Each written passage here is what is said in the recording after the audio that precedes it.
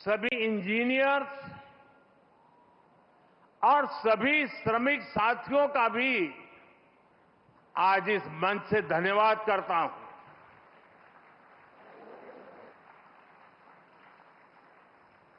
साथियों, हमने इस इमारत को बहुत मंथन के बाद कर्तव्य भवन नाम दिया है।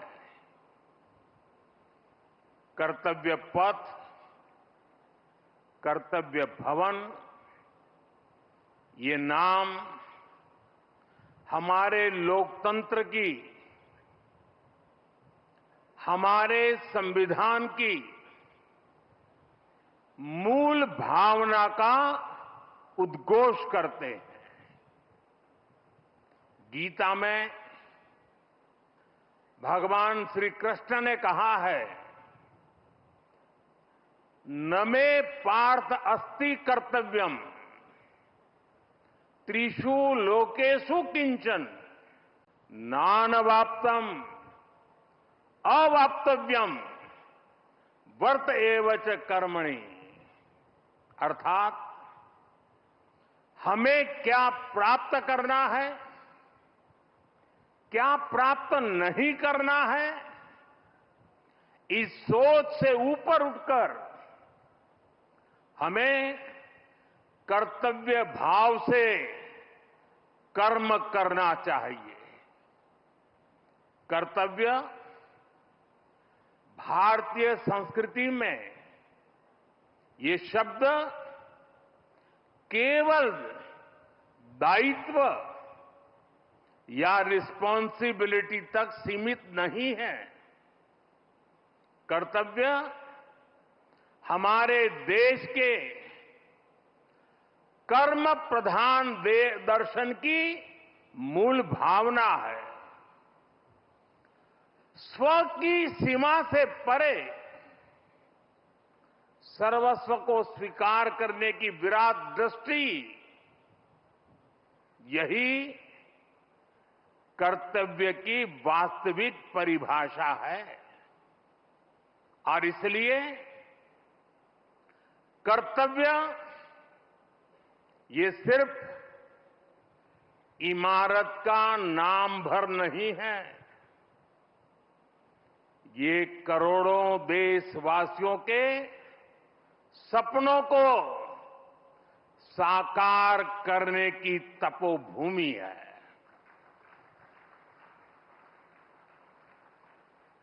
कर्तव्य ही आरंभ है, कर्तव्य ही प्रारब्ध है। करुणा और कर्मठता के स्नेह सूत्र में बंधा कर्म, वही तो है कर्तव्य। सपनों का साथ है कर्तव्य, संकल्पों की आस है कर्तव्य, परिश्रम की पराकाष्ठा है कर्तव्य, हर जीवन में ज्योत जला दे वो इच्छा शक्ति है कर्तव्य। करोड़ों देशवासियों के अधिकारों की रक्षा का आधार है कर्तव्य। मां भारती की प्राण ऊर्जा का ध्वजवाहक है कर्तव्य। नागरिक देवो भव के मंत्र का जाप है कर्तव्य। राष्ट्र के प्रति भक्ति भाव से किया हर कार्य है कर्तव्य। साथियों, आजादी के बाद दशकों तक देश की एडमिनिस्ट्रेटिव मशीनरी उन बिल्डिंगों से चलाई जाती रही है जो ब्रिटिश शासनकाल में बनी थी। आप भी जानते हैं, दशकों पहले बने इन प्रशासनिक भवनों में वर्किंग कंडीशन कितनी खराब थी। और अभी वीडियो में कुछ झलक भी देखी हमने। यहां काम करने वालों के लिए न पर्याप्त स्पेस है, न रोशनी है, न जरूरी वेंटिलेशन है। आप कल्पना कर सकते हैं, होम मिनिस्ट्री जैसी महत्वपूर्ण मिनिस्ट्री करीब 100 साल से एक ही बिल्डिंग में अपर्याप्त साधनों के साथ चल रही थी। इतना ही नहीं, भारत सरकार के अलग अलग मंत्रालय दिल्ली के 50 अलग अलग जगहों से चल रहे हैं। इनमें से बहुत सारे मंत्रालय तो किराए की बिल्डिंग में है। इनके किराए पर जितने रुपए खर्च हो रहे थे, वो अपने आप में बहुत बड़ा आंकड़ा है। और वैसे पूरा हिसाब लगाएं तो बहुत बड़ा है, लेकिन अगर मोटा मोटा हिसाब लगाएं तो 1,500 करोड़ रुपया प्रति वर्ष इसमें जाता है। इतनी बड़ी राशि भारत सरकार अलग अलग मंत्रालयों के सिर्फ किराए पर खर्च कर रही है। इसका अलावा एक और दिक्कत, काम की वजह से स्वाभाविक है कि कर्मचारियों का यहां से वहां आना जाना भी होता है। अनुमान है कि हर रोज 8 से 10,000 कर्मचारियों को एक मंत्रालय से दूसरे मंत्रालय में आना जाना पड़ता है। अब इसमें भी सैकड़ों गाड़ियों का मूवमेंट होता है, खर्च होता है, सड़कों पर ट्रैफिक बढ़ता है, कितना समय खराब होता है। और इन सब से काम में भी इनएफिशिएंसी के सिवाय कुछ नहीं रहता है। साथियों, 21वीं सदी के भारत को 21वीं सदी की आधुनिक व्यवस्थाएं चाहिए, इमारतें भी चाहिए। ऐसी इमारतें जो टेक्नोलॉजी, सुरक्षा और सुविधा के लिहाज से बेहतरीन हो, जहां कर्मचारी सहज हो, फैसले तेज हो और सेवाएं सुगम हो। इसलिए कर्तव्य पथ के आसपास एक होलिस्टिक विजन के साथ कर्तव्य भवन जैसी विशाल इमारतों का निर्माण किया जा रहा है। ये तो पहला कर्तव्य भवन पूरा हुआ है। अभी कई कर्तव्य भवनों का निर्माण तेजी से चल रहा है। ये ऑफिसेस जब आसपास शिफ्ट होंगे, नजदीक नजदीक हो जाएगी, तो इससे कर्मचारियों को सही वर्क एनवायरनमेंट मिलेगा, जरूरी सुविधाएं मिलेगी, उनका टोटल वर्क आउटपुट भी बढ़ेगा और सरकार जो 1,500 करोड़ रुपए किराए पर खर्च कर रही है, वो भी बचेगा। साथियों, कर्तव्य भवन की ये भव्य बिल्डिंग, ये सभी प्रोजेक्ट्स, नए डिफेंस कॉम्प्लेक्स, देश के तमाम बड़े इंफ्रास्ट्रक्चर प्रोजेक्ट्स, ये देश को पेश का सबूत तो है ही, ये भारत के वैश्विक विजन का प्रतिबिंब भी है। हम दुनिया को जो विजन दे रहे हैं, भारत खुद उन्हें किस तरह अंगीकार कर रहा है, ये हमारे इंफ्रास्ट्रक्चर डेवलपमेंट में दिखाई दे रहा है। हमने दुनिया को मिशन लाइफ दिया, हमने one earth one sun one grid का आइडिया विश्व के सामने रखा। ये वो विजन है जिनसे मानवता के भविष्य की उम्मीद जुड़ी है। आज आप देख सकते हैं कर्तव्य भवन जैसे हमारे आधुनिक इंफ्रास्ट्रक्चर, ये ऐसे इंफ्रास्ट्रक्चर हैं जिनकी आत्मा प्रो पीपल है और इनका स्ट्रक्चर प्रो प्लेनेट है। कर्तव्य भवन में भी रूफटॉप पर सोलर पैनल्स लगाए गए हैं। वेस्ट मैनेजमेंट के लिए एडवांस सिस्टम को इसमें इंटीग्रेट किया गया है। ग्रीन बिल्डिंग्स का विजन अब भारत में विस्तार ले रहा है। साथियों, हमारी सरकार एक होलिस्टिक विजन के साथ भारत के नवनिर्माण में जुटी है।